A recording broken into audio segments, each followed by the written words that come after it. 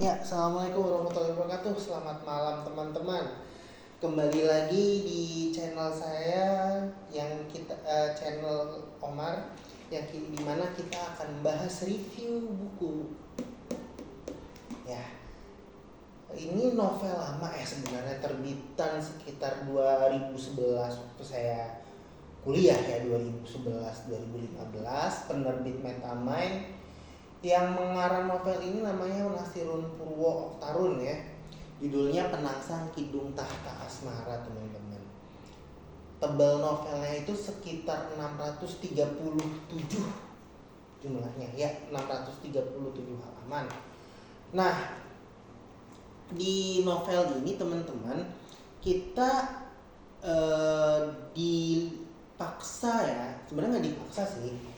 Jadi kalau misalkan teman-teman memang tertarik dengan sejarah, misalkan awal masuk Islam yang ada di SMP, SMA ya, yang kita udah bahas sebelumnya, itu teman-teman akan melihat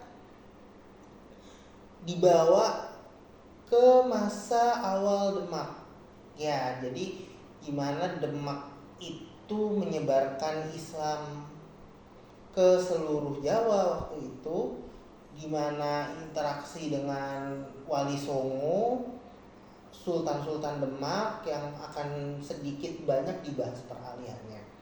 Tapi fokus dari novel ini adalah tokoh utamanya, yaitu Arya Penangsang, di mana beliau adalah murid Sunan Kudus. Nah, Arya Penangsang ini diperlihatkan dalam novel ini sebagai pihak yang mempunyai idealisme sendiri. Nah, setahu saya kan novel ini seri pertamanya ya, nanti saya coba untuk bahas seri keduanya. Nah, di sini dilihat gimana Arya Penangsang sekaligus murid Sunan Kudus ini berinteraksi dengan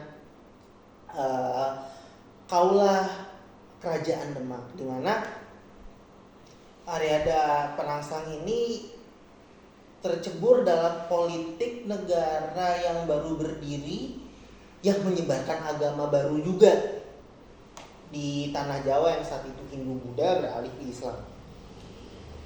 Kita di sini akan diperlihatkan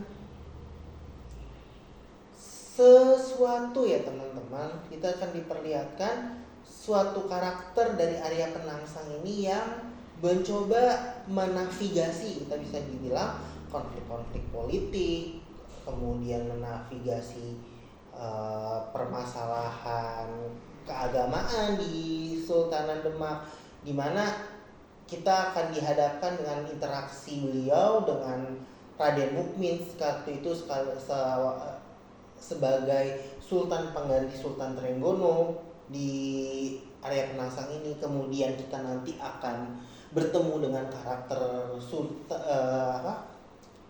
Sultan Hadiwijaya, yaitu pendiri kerajaan Pajang nantinya, di mana beliau sangat lihai dalam menavigasi waktu itu salah satu yang paling lihai ya daripada yang menavigasi politik kerajaan Demak, kemudian interaksinya dengan Wali Songo di situ, di mana Wali Songo ingin menyebarkan Islam seluas-luasnya di Jawa dengan infrastruktur sosial dan infrastruktur ekonomi yang sudah dimiliki oleh Kesultanan Demak itu sendiri. Nah, di sini teman-teman itu akan banyak melihat penulisnya ini banyak menceritakan apa yang kita pelajari di SMP SMA teman-teman mengenai kerajaan Demak itu sendiri. Jadi gimana dia menjadi kerajaan Islam, kemudian gimana dia menjadi suatu kekuatan dan entitas politik, di mana dia merasa jadi khilafah tanah Jawa, di mana teman-teman nanti disebut di situ usaha dari Demak itu untuk menyerang Portugis di Malaka, kemudian usaha-usaha untuk yang sebagaimana tadi menyebarkan Islam ke masyarakat di Jawa pada umumnya lah ya ketika saat itu. Karena Demak sendiri di novel ini digambarkan belum lama berdiri, jadi memang sekitar tahun mungkin ya 1522 ya, 1522. Nah, di sini banyak nih ke teman-teman baca itu eh, tindakan-tindakan dari Arya Penangsang dalam menjalankan pemerintahan sebagai adipati Jepang waktu itu. Kemudian gimana dia itu, kalau nih teman-teman, berinteraksi dengan Sunan Giri, dengan Sunan Kalijaga, dan dengan ulama-ulama lainnya, sehingga dia berusaha memakmurkan dan melancarkan, ya saya bilang,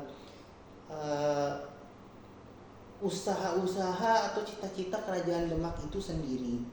Nah, di sini kita sangat, ya bisa dibilang konflik antar karakternya cukup dalam, tapi masih digambarkan luar gitu loh teman-teman.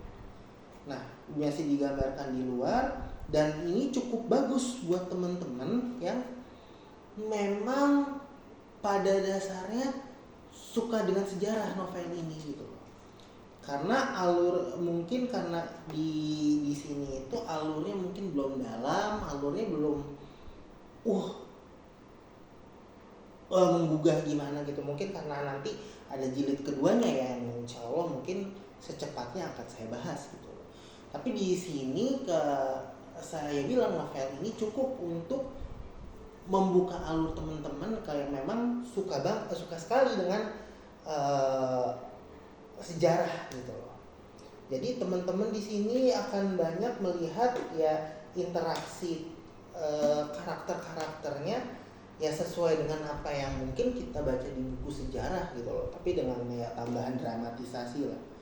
Nah, kita bisa lihat nanti gimana interaksi dari Penangsang ini akhirnya shaping politik Demak sendiri di dalam novel tersebut gitu.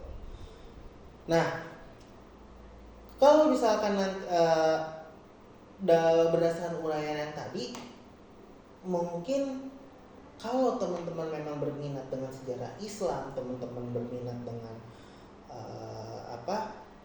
uraian-uraian kayak Kesultanan Demak segala macam, buku ini cocok untuk dibaca gitu loh. Karena memang ini sangat menggambarkan Demak as it is sebagaimana ya kita baca di buku sejarah gitu loh. Tapi untuk navigasi konfliknya, untuk kalau kita bacain konfliknya di mana nih, ini itu masih belum terlalu dalam gitu loh. Jadi belum dalam banget sih, belum. Karena mungkin menunggu novel selanjutnya ya. Nah, untuk teman-teman yang mungkin butuh bacaan sejarah yang agak yang lebih ya novel tapi sifatnya sejarah, mungkin ini cocok ya. Tapi kalau berharap kedalaman yang karakter yang dalam gitu, dalam kayak nyelam gitu, nah itu mungkin teman-teman ya